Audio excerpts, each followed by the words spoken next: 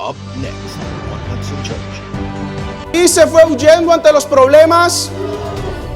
David se encerró en su cuarto a llorar. David se dedicó a echarle, no fue culpa de él, fue culpa de fue culpa del doctor, fue culpa del gobierno, fue culpa de mi pastor. No, David se fortaleció en Jehová. Denle un aplauso a Jesús.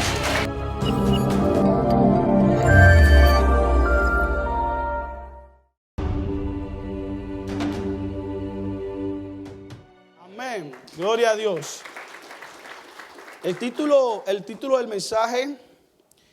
Bueno, primero debo decirles que vamos a conversar de un tema bastante importante en la vida del creyente. Un tema que para muchos de nosotros todavía sigue siendo una asignatura pendiente.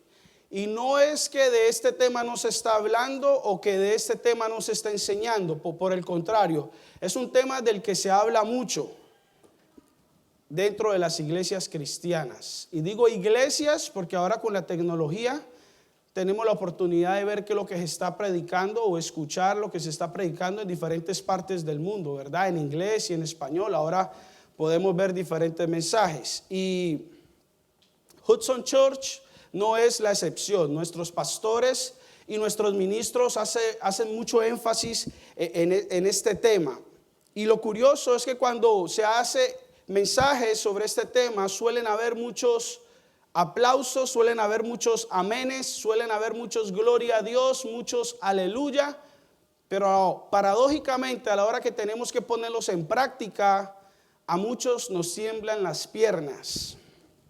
Y yo no pretendo criticar a nadie ni juzgar a nadie porque Dios no me ha mandado a eso. Por el contrario, reconozco que tengo que seguir aprendiendo y tengo que seguir fortaleciéndome en esta área de mi vida, que aunque para la gloria de Dios lo digo, algo he aprendido, algo he crecido, sé que puedo mejorar y sé que puedo seguir creciendo en el nombre de Jesús. Amén. Entonces lo importante aquí, lo principal es que en esta tarde yo pueda exponer el tema como Dios me lo transmitió a mí y que sea de edificación para su vida en el nombre de Jesús. Y el título es Me fortalezco en Jesús, me fortalezco en Jesús. O Jesús es mi fortaleza, Jesús es mi fortaleza. Y para iniciar vamos a ir a 1 Samuel, capítulo 30, versículo del 1 al 3. Y va a leer mi hermanita Laura y vamos a prestar mucha atención todos. Cuando David y sus hombres vinieron a Siclag al tercer día, los de Amalec, habiendo invadido el Negev y a Siclag, y habían asolado a Siclag y le habían prendido fuego. 2. Y se habían llevado cautivas a las mujeres y a todos los que estaban allí, desde el menor hasta el mayor, pero a nadie habían dado muerte, sino se los habían llevado a seguir su camino. Versículo 3. Vino pues David con los suyos a la ciudad, y he aquí que estaba quemada, y sus mujeres y sus hijos e hijas habían sido llevados cautivos. Vamos a ponernos en contexto. David estaba huyendo del rey Saúl, no porque hubiera hecho algo malo, sino porque David había matado al gigante Goliat y el pueblo había adquirido mucha gracia y mucho favor, el pueblo lo quería. También porque David había sido ungido para ser el próximo rey de Israel. Y esto a David, que era el rey, a Saúl, que era el rey actual, no le parecía bien. Entonces lo perseguía y siempre buscó la manera de matarle. Cuando David estaba huyendo por los desiertos, de cueva en cueva, por ahí moviéndose de aquí para allá, se encontró con mucha gente y con esa gente la logró agrupar y armar un ejército. Pero esas personas no eran personas cualquiera, estas personas eran personas que también estaban huyendo por alguna razón. Dice la Biblia que unos eran endeudados, dice la Biblia que otros eran afligidos de espíritu o de espíritu amargado. El punto es que David organiza a estas personas, los entrena, les enseña a pelear, arma su propio ejército y juntos logran diferentes triunfos, diferentes victorias. Y dice la Biblia que esta gente quería mucho a David, esta gente respetaba mucho a David y esta gente escogió a David como su jefe. Es la palabra que dice la escritura, como su líder, ¿verdad? Como el que manejaba este grupo. Y lo que acabamos de leer anteriormente, decía que en un momento David con su gente llegan al campamento y se dan cuenta que los amalecitas, que era un grupo enemigo, los había visitado y les había quemado todo su campamento, se le había llevado todas sus riquezas y aparte de eso había secuestrado a todas sus mujeres, a todos sus niños, a todos se lo habían llevado. Dice la palabra que no mataron a nadie, pero que sí arrasaron con todo. Y yo quiero que usted intente identificarse con esta historia en esta tarde. Usted está bien. Su trabajo está bien. La familia está bien. Es verdad, existen algunas dificultades, pero ni nada muy trágico. Sí, es verdad, no estoy donde quiero estar, pero ahí voy, ¿verdad? Estoy bien. La cosa va corriendo. Y de repente un problema toca la puerta. De repente llega una tragedia, de repente llega una calamidad, de repente se levantan los vientos, se levantan las tormentas. Algo que usted no esperaba que iba a venir, usted no sabe por dónde llegó, pero llegó. Más o menos así fue lo que le pasó a David.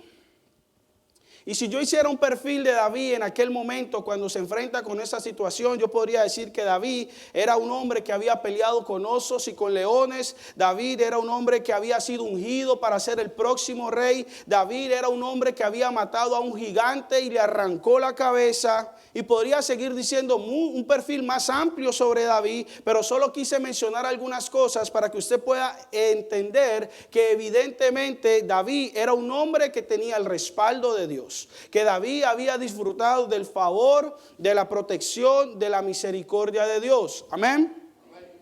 Cuando David llega a su campamento, encuentra que todo es ruinas y que aparte de eso se llevaron a todas sus familias. Toma una decisión. Y yo quiero que usted mire en el versículo 4 qué hace David cuando se encuentra con aquellas ruinas. Entonces David y la gente que con él estaba alzaron su voz y lloraron hasta que les faltaron las fuerzas para llorar.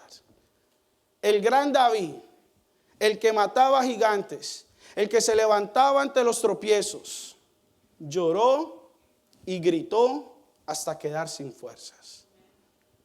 Y la escritura nos muestra a estos hombres de la Biblia fuertes, valientes, esforzados, pero también nos muestran que estos hombres tenían sentimientos y emociones iguales a nosotros. Amén. Y David, que a pesar de que no solamente era un hombre que había experimentado el favor de Dios, o era un hombre que había sido grandemente usado por Dios, dice la palabra que David tenía el corazón conforme al corazón de Jehová. Mire qué título tenía David.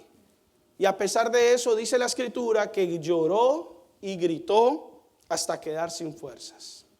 Lo que yo quiero que usted o veamos en esta tarde es que David era un hombre de carne y hueso, que así como era un guerrero que te podría arrancar la cabeza, también era un hombre que sufría y que era sensible cuando algo le sucedía a su familia.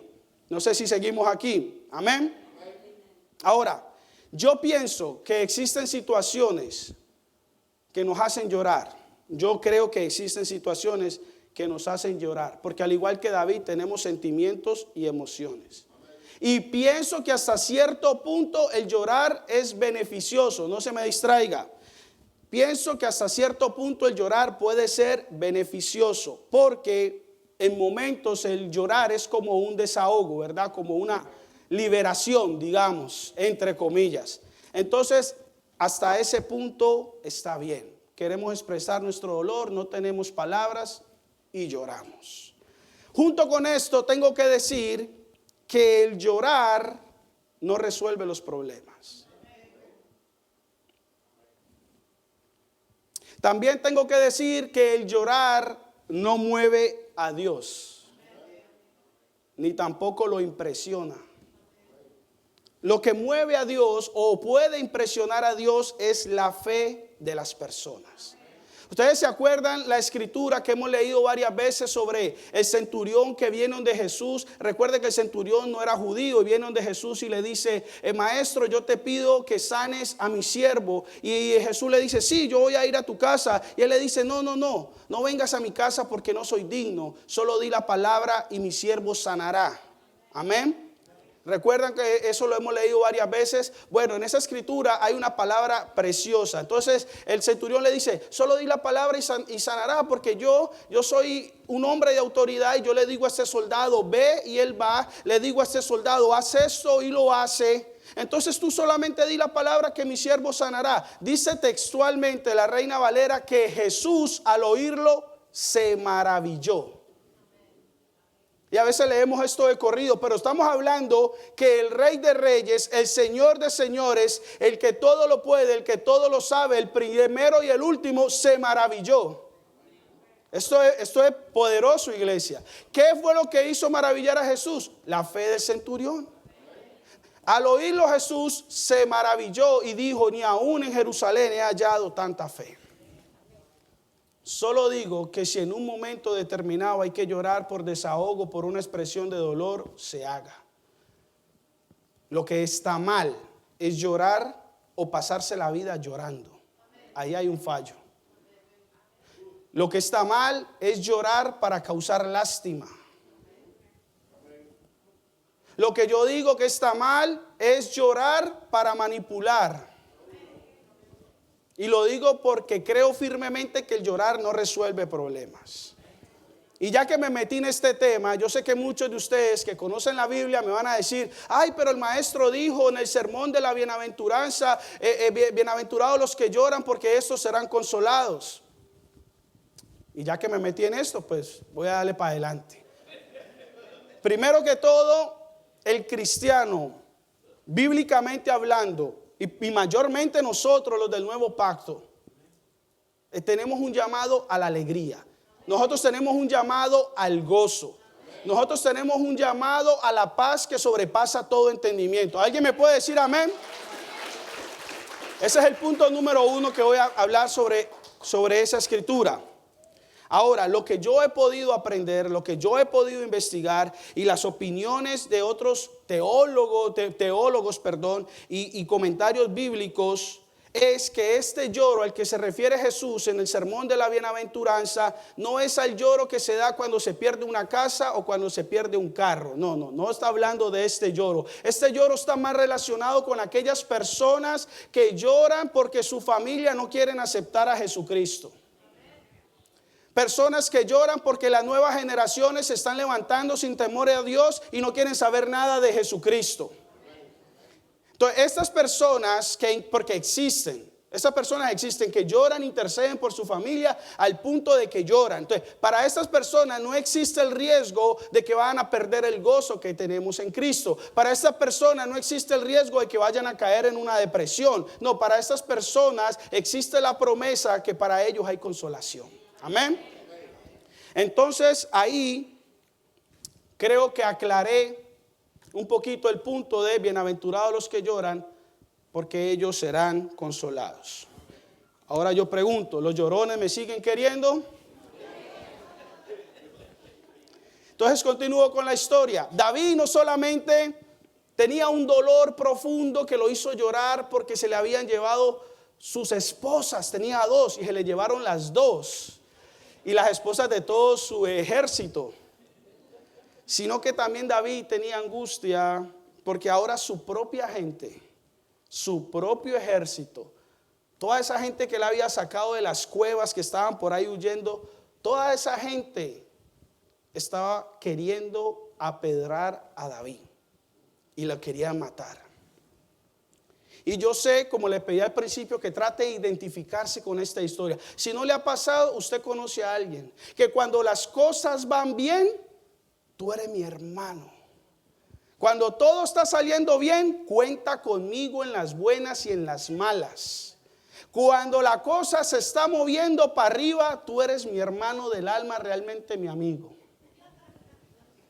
Pero cuando llega el problema, cuando llega la tragedia, cuando llega la calamidad, cuando la cosa se pone negra, quedamos por ahí solos en un rincón cantando, ¿dónde están esos amigos? Se echan todos a correr, ¿verdad?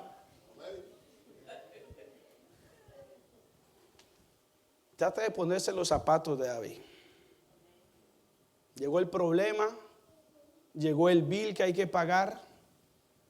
llegó un reporte médico negativo, problema con la justicia, problema con la familia. Te está doliendo.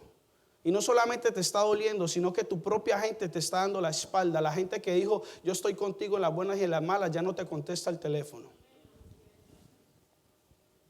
Miremos qué decisión tomó David en el versículo 6, por favor, Nicole. Vamos a leer todos en el nombre de Jesús, versículo 6.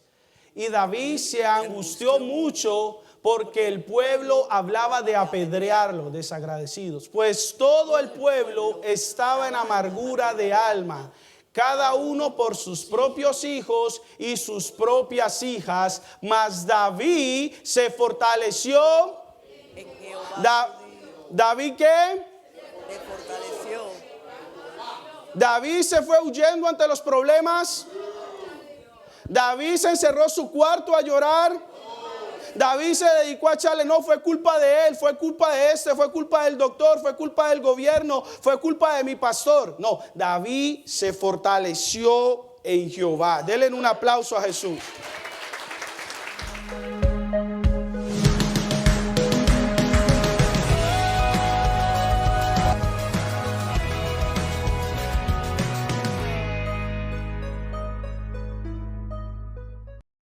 Hudson Church TV app brings you live services direct to your smartphone, smart TV, and much more. You'll also get special announcements, streaming messages, and exclusive content 24 hours a day right in the app. Experience unlimited streaming through streaming platforms absolutely free. Visit your app store or download the Hudson Church app through PushPay. For more information, go to facebook.com/The Hudson Church.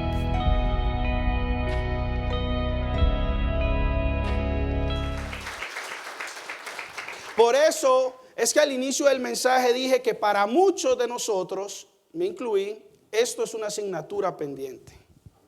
Porque siendo honestos, ¿qué es lo primero que hacemos cuando se presenta una adversidad? Nos enojamos, se nos salen palabras que no tienen que salir de nuestra boca, buscamos culpables, nos refugiamos en algunas cosas que a veces no son buenas. Le echamos la culpa a Dios. Dios mío, ¿y dónde estabas? ¿Y si eres tan bueno? O lo que es muy común dentro de los cristianos, buscamos la opinión de todo el mundo primero que la de Dios. Llamamos a la diaconisa, hermana, mi marido no llegó anoche. Pastor, me llegó un bill. Llaman a la señora de la alabanza, me están pidiendo el divorcio y me quieren quitar los niños. Confían más en los pastores, confían más en el hermanito, confían más en la hermanita, en el vecino, en mi suegra, en la bruja, en el doctor, que en el mismo Dios. Y no me malinterpreten, no estoy diciendo que esté mal pedir consejo. La pregunta es, ¿ya oraste? ¿Ya le presentaste tu necesidad a Dios? ¿Ya te fortaleciste en el Señor antes de levantar el teléfono? ¿Ya doblaste rodillas, sacaste siquiera mediodía para ayunar? Señor, necesito que me guíes. Espíritu Santo, ¿qué debo de hacer? Ay, no, pastor, por favor, ayúdame, pastor, eso está carísimo, pastor. David se fortaleció en Jehová. Por eso le puse el título de este mensaje, Jesús es mi fortaleza. Dios anhela ocupar el primer lugar en nuestras vidas. Él desea que lo primero que usted piense, que lo primero que se le venga a la cabeza, que lo primero que usted sienta en su corazón es el amor de Dios, Jesús. Y que cuando usted esté pasando por la adversidad, usted pueda experimentar la paz y la confianza que tenemos en Él, de que confiemos en su palabra, de que Él pelea por nosotros, de que Él es nuestro sustentador, de que Él es nuestro libertador, de que Él es quien nos da la victoria. Eso es lo que Dios quiere de nosotros. Que cuando vengan los vientos y las tormentas estemos en fe de que Él tiene el control. De que eso pudo haber sido una sorpresa para nosotros, pero para Él no es sorpresa. A Él nada lo agarra de sorpresa. Dice el apóstol Pedro en la primera carta que echemos toda nuestra ansiedad sobre Él porque Él tiene cuidado de nosotros. Amén. Y esto fue lo que hizo David. En medio de su dolor, en medio de su angustia, tomó la mejor decisión que cualquier persona puede tomar y es fortalecerse en Jesús. Amén. Primera de Samuel, saltemos al versículo 8, Nicole. Continuemos, dice, y David consultó ¿a quién? David consultó a Jehová, diciendo, ¿perseguiré a estos merodeadores o los podré alcanzar? Y él le dijo, síguelos porque ciertamente los alcanzarás y de cierto liberarás a los cautivos. Entonces dice la palabra que cuando él primero se fortalece en Dios, que cuando él primero consulta a Dios, que es ahí donde está la victoria. Cuando nosotros consultamos al Espíritu Santo, ahí está. Denle un aplauso a Jesús. El Espíritu Santo, uno de los nombres es el consejero. Entonces, cuando David consulta al Señor, ese pueblo ya le había agarrado distancia a los enemigos y él va, pero porque va con fe, porque Dios le dijo, ve que lo vas a lograr, ya yo resolví por ti. Y cuando él va de camino se encuentra un joven y el joven le dice, yo lo llevo hasta el campamento de los enemigos, pero perdóneme la vida, no me vaya a matar. Y así pasó. Versículo 16. Hermanita Laura, por favor. Lo llevó pues, y he aquí que estaban desparramados sobre toda aquella tierra, comiendo y bebiendo y haciendo fiesta, porque todo aquel gran botín que habían tomado de la tierra de los filisteos y de la tierra de Judá. Versículo 17. Y los hirió David desde aquella mañana hasta la tarde del día siguiente, y no escapó de ellos ninguno, sino 400 jóvenes que montaron sobre los camellos y huyeron. Versículo 18. Y libró David todo lo que los amalecitas habían tomado, y asimismo libertó David a sus 2 mujeres. ¿Y libró David qué? Todo lo que los amalecitas le habían tomado. No, libertó David la mitad de las cosas, no, todo. Versículo 19. Y no les faltó cosa alguna. Lea este conmigo. Y no les faltó cosa alguna. Chica ni grande, así de los hijos como de las hijas, del robo y de todas las cosas que les habían tomado, todo lo recuperó David. Todo lo recuperó David. Es que cuando nosotros nos fortalecemos en Jesús, cuando nosotros pedimos la dirección del Espíritu Santo, estamos proyectados a obtener la victoria. Amén. Estamos proyectados a obtener la victoria. Porque con Cristo no solamente somos vencedores, no, con Cristo somos más que vencedores. Versículo 20. Mira el versículo 20, que esto sigue. Tomó también David todas las ovejas y el ganado mayor, y trayéndolo todo delante decían, este es el botín. O sea, David no solamente fue y recuperó todo, cosa grande y cosa pequeña. No, David se trajo un botín, trajo más de lo que había perdido. Y eso es lo que le espera a la persona que se fortalece en Jesús. Las instrucciones del Señor están en la Biblia. Las instrucciones de Dios están en su palabra. La dirección de Dios está en la Santa Escritura. Y cuando nosotros escuchamos esta palabra y la ponemos en práctica, nos estamos fortaleciendo en Jesús. Porque es que la palabra dice, sí, a veces somos oidores. No, oidores y hacedores. Mateo capítulo 7, versículo 24. Mira, estas son palabras de Jesús. Mira qué lindo esto. Dice, cualquiera pues que me oye estas palabras, es Jesús hablando, y las hace, le compararé a un hombre prudente que edificó su casa sobre la roca. Versículo 25. Descendió lluvia y vinieron ríos y soplaron vientos y golpearon contra aquella casa y no cayó porque estaba fundada sobre la roca. Versículo 26. Pero cualquiera que me oye estas palabras y no las hace, le compararé a un hombre insensato que edificó su casa sobre la arena. Versículo 27. y descendió lluvia, y vinieron ríos, y soplaron vientos, y dieron con ímpetu contra aquella casa, y cayó, y fue grande su ruina. Lo primero que debo decir ante esta escritura poderosa que acabamos de leer es de que Jesucristo es la roca. Jesucristo es, colóquese la mano en el pecho, Jesús es mi roca. Jesús es nuestra roca.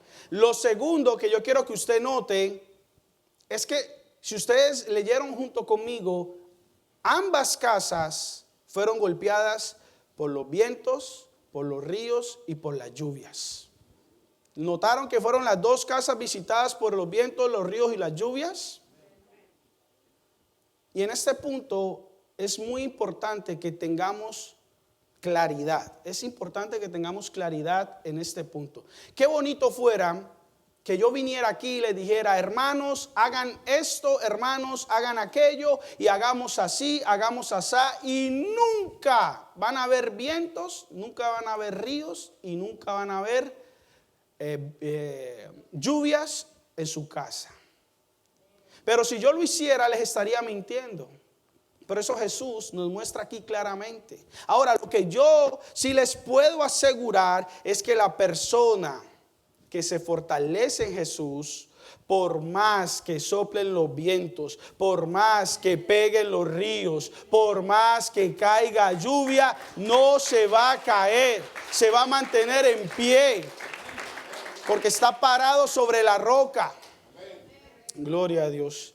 La roca eterna. Mira, la preocupación es una palabra que podemos dividir en dos: pre y ocupación. Ocupación es el ocuparnos de algo, el trabajar en algo, el buscar resolver algo, y pre es antes de. Es decir, la preocupación es ocuparse antes de que sucedan las cosas. Entonces, el preocuparse es angustiarse, inquietarse, es tener temor antes de que sucedan las cosas. Y esto es lo que precisamente el Señor no quiere que pase con sus hijos. Él no quiere que ni las ansias, ni la angustia, ni el desespero gobierne nuestras vidas. Dios no quiere nada de esto en nuestra vida. Él quiere que todas nuestras peticiones, todas nuestras necesidades, se las presentemos al Señor con toda oración y ruego, como dice la palabra. Que echemos todas nuestras cargas sobre Él. Y es verdad que existen situaciones donde queremos salirnos de control, o situaciones que nos enojamos o sentimos que nos orillan a tomar malas decisiones, tomar decisiones con la cabeza caliente, con enojo o por venganza o por dolor. Y tenemos que tener en cuenta que nosotros tenemos el Espíritu Santo, y el fruto del Espíritu Santo tiene templanza, tiene dominio propio, tiene fe, tiene esperanza. Amén.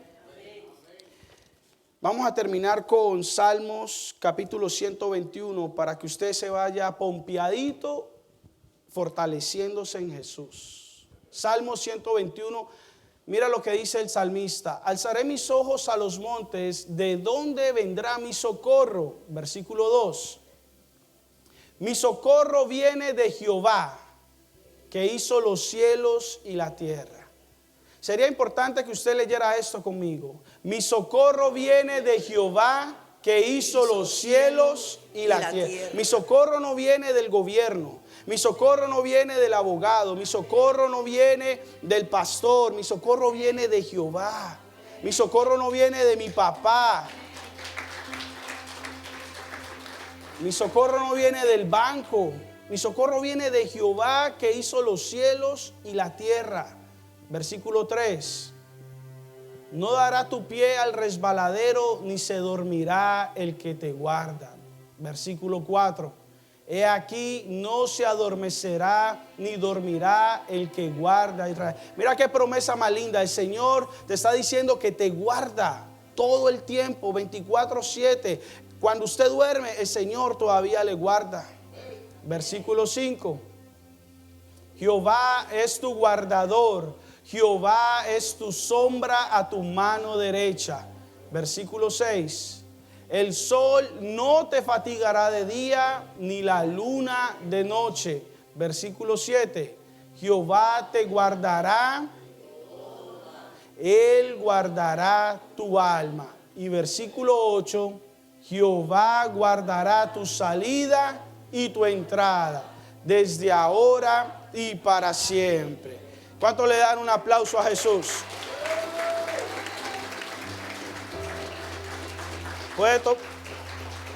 Puede tomar asiento.